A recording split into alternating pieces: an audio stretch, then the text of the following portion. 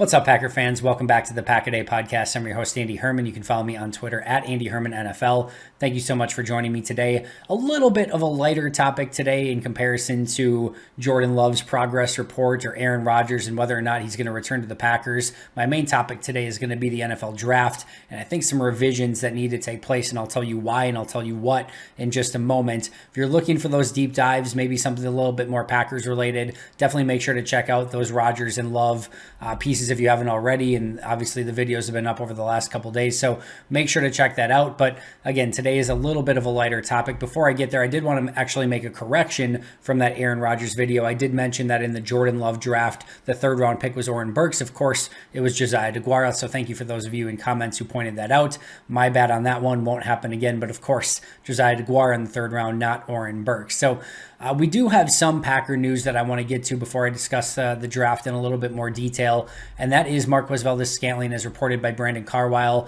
Apparently, according to MVS, the Packers definitely want MVS back this upcoming season, and that he wants to return even if Aaron Rodgers is not at quarterback. So there have been a little bit of rumblings out there about how maybe Aaron Rodgers wants to continue to play with Davante Adams and MVS and things like that. But per MVS, even if Aaron Rodgers isn't back, he is more than open and wanting to continue his career as a member of the Green Bay Packers. Maybe this isn't like massive news by any stretch, but I still think Green Bay's wide receiver position is a really intriguing position to discuss, and I'm sure we'll do so in much greater detail as the remainder of the offseason goes along. But Davante Adams free agent, MVS free agent, EQ free agent, Randall Cobb likely going to have to either massively restructure or he's going to get cut in some capacity. You basically have got like Amari Rodgers and Juwan Winfrey as your top receivers. Alan Lazard's a restricted free agent, and there's some nuances to what sort of tender they want to give him. If they give him a second round tender, you're paying him $3 million per season, which is probably worth it, but maybe a little bit more than you want to give. If you do a right of first refusal, it's only in the $2 million range, which saves you some money. However, it certainly opens yourself up to him signing a restricted free agent tender somewhere else that you're not going to be able to match. So a lot of interest at that wide receiver position, and MVS, especially if they don't get back a Davante Adams, could be somebody that they bring back as potentially one of the top targets on the team next year. Now, they'd still have to address that position in some capacity. That goes without saying. But the fact that he wants to return, is open to returning without Aaron Rodgers, and that the Packers want him back on the team is semi-noteworthy. And it goes without saying that MVS, his impact is felt when he's on the field, whether it's as an actual receiver and what he's doing when he's getting the ball, whether it's as a deep threat that stretches the field and opens things underneath for Davante Adams and Robert Tonyan if he's back, and so on and so forth. Like, him being on the field opens things up for everyone else because defenses have to be aware of his speed and his ability to take the top off the defense. And oh, by the way, MVS is a really darn good blocker as well. Run blocker, blocking for his receivers on the outside on some of those wide receiver screens. Like, he just does it all. So he doesn't get quite enough credit. I know that we've probably seen peak MVS. I don't think all of a sudden he's just going to have like a 85 catch, 1,700 yard, 12 touchdown season, even if he's like the guy. But I think he has a lot of value, and if you can get him back at the right price, it's definitely worth doing so, in my opinion. A couple other quick news. I'd mentioned the other day Ryan Ficken, the Vikings special teams coach, as a potential fit in Green Bay, dependent upon what happened there with the Vikings coaching search. Well, unfortunately, that is no longer an option. He signed with the Chargers to be their special teams coach, so that is one option that is off the table. However, Rich Bisaccia, who was the Raiders coach last year, started as a special teams coach, then moved into the head coach position, was interviewing for the Jaguars head coaching job, and it seemed like it was down to him and Doug Peterson. Well, the Jaguars officially went with Doug Peterson on Thursday night, so Bisaccia should be available as a special teams coordinator if Green Bay wanted to go in that direction and had the right resources and money to offer him. So that will be another key piece to keep an eye on. But of course, former Packers quarterback Doug Peterson will now be the coach of the Jacksonville Jaguars. All right, let's jump to our main topic today. And for those who maybe missed it, I'm not sure how you did, but Brian Flores had a litany of accusations across the NFL against the New York Giants, against the Denver Broncos, a multitude of issues against the Miami Dolphins, and certainly something that I take very seriously and want to see played out, because I think I guarantee you there's some level of truth to what he's bringing to the table. So we'll continue to kind of monitor that. I'm not going to go into it in full detail because still kind of want to vet out. I know the most of the teams in the NFL have come out strongly against that, but I wanted to go over one specific thing. That's that Brian Flores alleged the Miami Dolphins owner Stephen Ross offered him $100K per loss in 2019. $100,000 per loss in 2019. That's a pretty good sum of money for every loss that he racked up. And of course, the idea here was that if the Dolphins would lose games, they'd have the opportunity at the first overall pick in the draft. So it made some sense at the time that they would potentially go, that the ownership would maybe want to get that first round pick. That Tua was in that conversation. Of course, Joe Burrow ended up being the number one overall pick in 2020. So a lot going on there, but we now have legitimate hints that not only was an owner actively suggesting that like maybe they shouldn't try their hardest and maybe they, if they lost games, it would be better, but paying money to lose games. Now, if true, there's a lot of issues here, right? Of course, competitive balance being one of them, and I'll get to the other one in just a moment, which is very important. Number two is Hugh Jackson has now suggested the same thing, that the Browns had offered him an incentive if he lost games. So we are now starting to get hints of tanking. Remember, the Philadelphia Eagles a couple seasons ago seemed in their last game pretty hell-bent on losing a game so that they would get a better draft pick. That seemed very clear and obvious. And again, nothing came of it. It's a tough thing to prove, right? But we are now getting legitimate hints that tanking is a real thing. Now, we've seen this in the NBA for a long time. NBA has a draft lottery, more on that in just a moment as well. But we've seen, because really in the NBA, the top players are going to get taken in the lottery. Like it still happens. You'll have a player every now and again that slips past past that spot. But for the most part, the best of the best are going to get taken somewhere in the lottery. So you want to be in that, even if you can't get the number one pick. It's so incredibly important. Well, now we're starting to see NFL teams want to potentially lose some games at the end of the year to get better draft position. And that becomes a major issue for a variety of reasons. The first, and probably the lesser of them, well, one is just the easy one, is competitive, balance, right? You don't want any team trying to throw games for any reason at any point. That doesn't make things fair across the league. The teams that get to face those teams later in the season when they're legitimately trying to maybe at worst lose, if at best not win, you don't want to have that happen in your league. That is a bad scene, and it makes for bad football. So that's something you clearly want to avoid just from a competitive advantage standpoint. Second is, as you're getting into an 18-game season, right now it's a 17-game season. I think it's eventually going to be an 18-game season, but whatever, either way, you don't want to have games that are, teams are trying to lose. Like the product on the field gets way worse. You want to incentivize teams to win every game at all times. Now, way back in the day, that wasn't much thought of, right? Everyone just was trying to win the game at all times, playing for pride and everything like that. It's not like that anymore. There's a lot of incentive to losing a game at the end of the year and getting a better draft pick, not only in the first round, but throughout all the rounds of the draft. If you add up all that trade value of going from if you're going from pick 6 to pick 4 even, you add that up through 7 rounds of the draft, you add a ton of draft capital just by that, going from 6 to 4. That adds up over time. Now, you can argue that tanking hasn't helped teams. We've seen teams that have not done well and they haven't really seen, reap the benefits, but it's still something that's happening and now is alleged by former NFL head coaches, and that looks bad. Those are all major issues, but maybe the biggest is gambling. The NFL is now very much in bed with the entire gambling operation, with Las Vegas. There is a team in Las Vegas, which at one point would have been unheard of. Gambling is now advertised everywhere. All of it, right? The gambling sites are going to want to make sure that the NFL has a valid product, that they'll pitch in money to the NFL to ensure that the product is legitimate at all times. The NFL can't have any hint that their games are fixed or rigged or teams are losing on purpose. That is a bad gig, and it would be awful for sports betting and the NFL as a partnership if that sort of thing would leak out and continue to happen.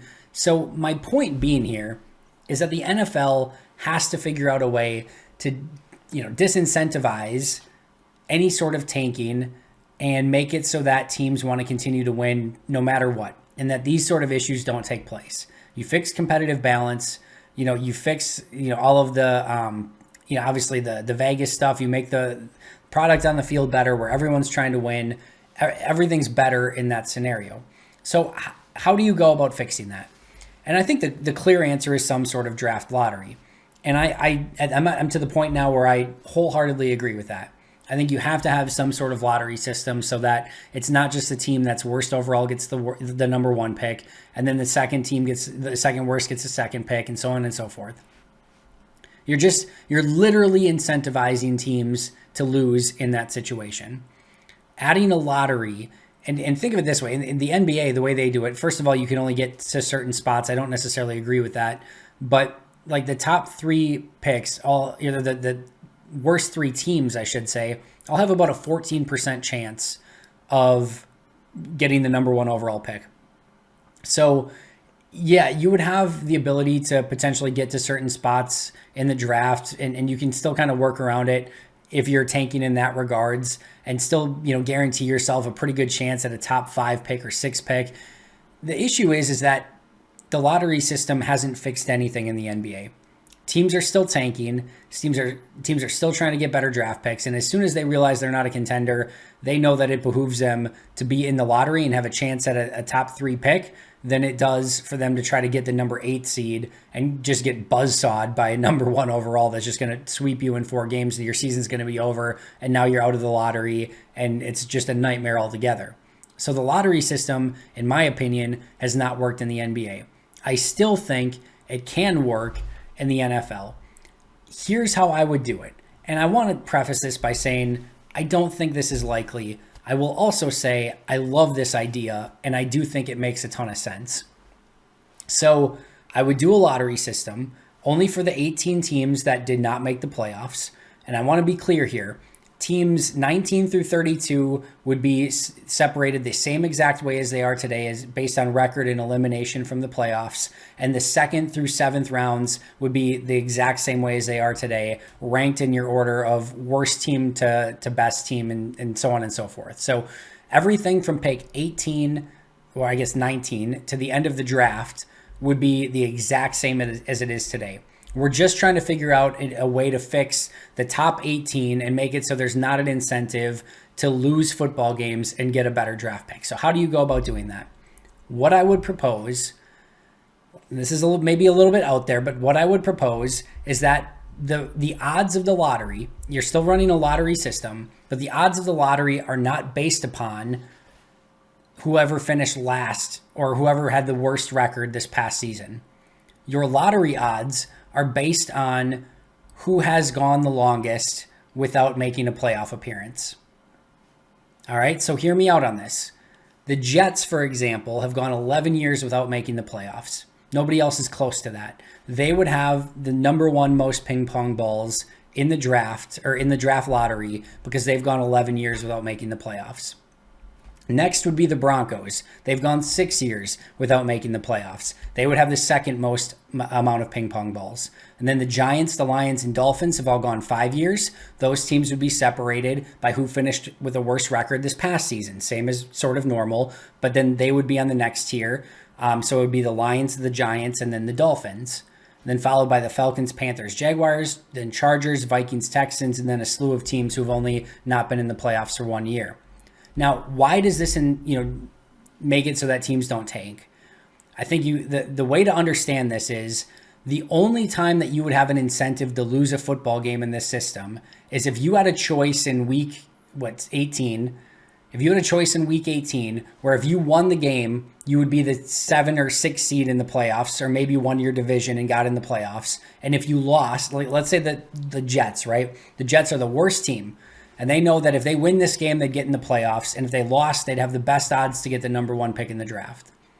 To me, there's no team that is choosing a 14% chance at a draft pick over a chance at the playoffs. To me, every team is going to choose an opportunity to get to the playoffs and never try to lose that game on purpose. And even if it came down to it, there would maybe, and I mean maybe, be like one team every few years that would even be in that scenario where they'd even have to think about making that decision. And I don't think anyone's losing on purpose to not make the playoffs in that scenario. In my opinion, that nukes every reason that you would potentially lose a game on purpose.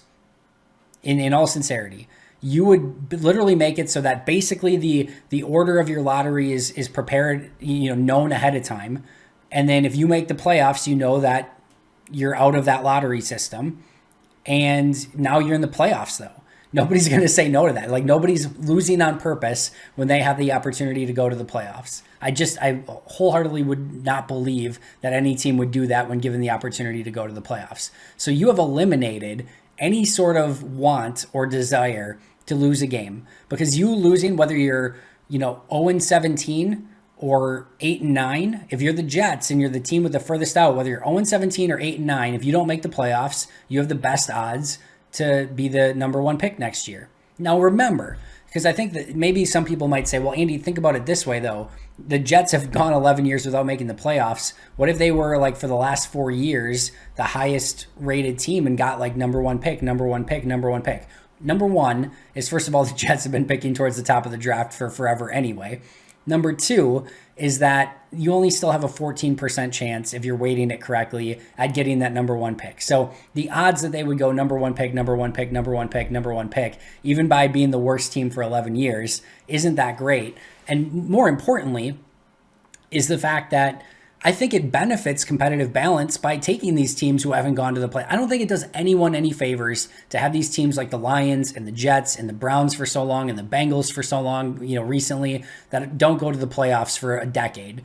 I think if you can, reward's the wrong word, but if you can start getting those teams the advantage so that they can get out of their rut and back and be an exciting football team and have, top picks like a Joe Burrow and a Jamar Chase that can get you out of a rut and get you back and competing with the best teams in the league, I think that's an advantage for the NFL. I don't think that's a disadvantage. So that would be my proposal. Again, it would only be for the top 18 picks. Picks 19 through the end of the draft would be like they are for the remainder of forever. And if you were wondering what those top 18, the lottery would look like, the Jets would have the highest odds, followed by the Broncos, the Lions, the Giants, the Dolphins, the Jaguars, the Panthers, the Falcons, the Chargers, the Texans at 10, Vikings at 11, Bears at 12. Of course, they traded the pick anyway.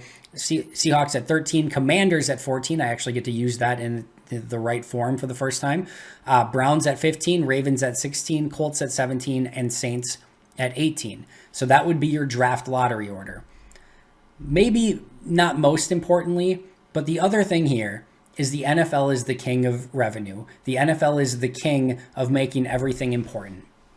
If some random Tuesday night in March, they put on a NFL draft lottery show in prime time, it will be the most watched show on television. They just got themselves another massive TV deal by who is going to host the NFL draft lottery. They will make an entire night out of it, and they will make a ton of money off of it. So whether they go with my proposal, spoiler, they won't, or they just do some sort of lottery in general, they're literally baking more revenue into what they already have.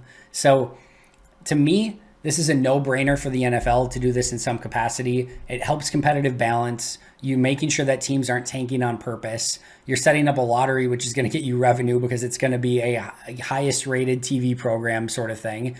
To me, there's not a ton of downside here, and it's time for the NFL to make that change and go to a draft lottery, ideally making it based off of teams who have gone the longest without a playoff appearance and not just the team that was worse last year, because we've seen in the NBA that doesn't exactly, disincentivize teams from losing games. So that's going to do it for me today. Thank you for joining me. I actually have a couple special guests coming up over the next couple days. I'm going to be out of town, so I really hope you enjoy those guests. I know you will. But I will be back here on Monday's show, if I'm thinking through this correctly. I think that's correct. So I will be back here on Monday's show. Thank you for joining me. But until next time, and as always, go Pack Go.